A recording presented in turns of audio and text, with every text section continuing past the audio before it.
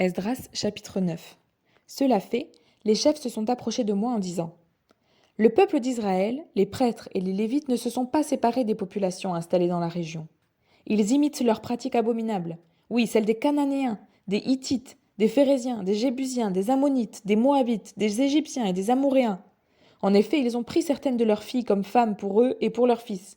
Ils ont mêlé la sainte lignée aux populations installées dans la région. Les chefs et les magistrats ont été les premiers à commettre cet acte d'infidélité.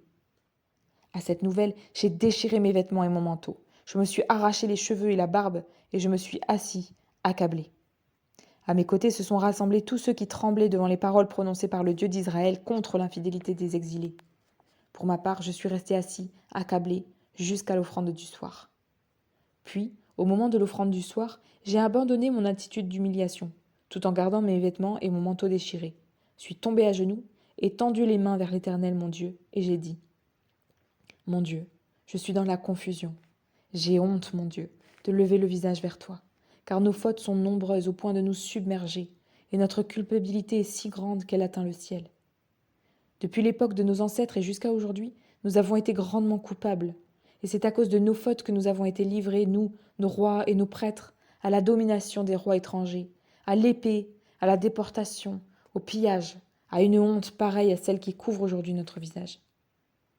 Pourtant, Éternel, notre Dieu, l'Éternel vient de nous faire grâce en nous laissant quelques rescapés et en nous permettant de nous installer dans son saint lieu, en rendant la clarté à notre regard et en nous redonnant un peu de vie au milieu de notre esclavage. Oui, nous sommes des esclaves, mais notre Dieu ne nous a pas abandonnés dans notre esclavage. Il a manifesté sa bonté en nous attirant la faveur des rois de Perse, en nous redonnant la vie afin que nous puissions reconstruire son temple et réparer ses ruines, et en nous fournissant un abri sûr en Juda et à Jérusalem. Et maintenant, notre Dieu, que pouvons-nous dire après cela? En effet, nous avons abandonné tes commandements, ce que tu nous avais prescrit par l'intermédiaire de tes serviteurs les prophètes. Tu avais dit: Le pays dans lequel vous entrez pour en prendre possession est un pays souillé par les impuretés des populations installées dans la région, par les pratiques abominables dont elles l'ont rempli, d'un bout à l'autre, avec leur impureté. Ne donnez donc pas vos filles en mariage à leurs fils, et ne prenez pas leurs filles comme femmes pour vos fils. Ne recherchez jamais leur prospérité ni leur bien-être. Ainsi vous deviendrez forts, vous mangerez les meilleurs produits du pays, et vous le laisserez en héritage perpétuel à vos fils.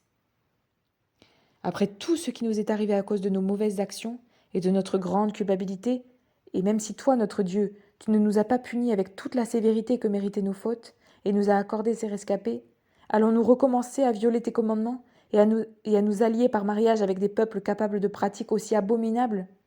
Ne t'irriterais-tu pas contre nous au point de nous exterminer, sans laisser ni reste, ni rescapés?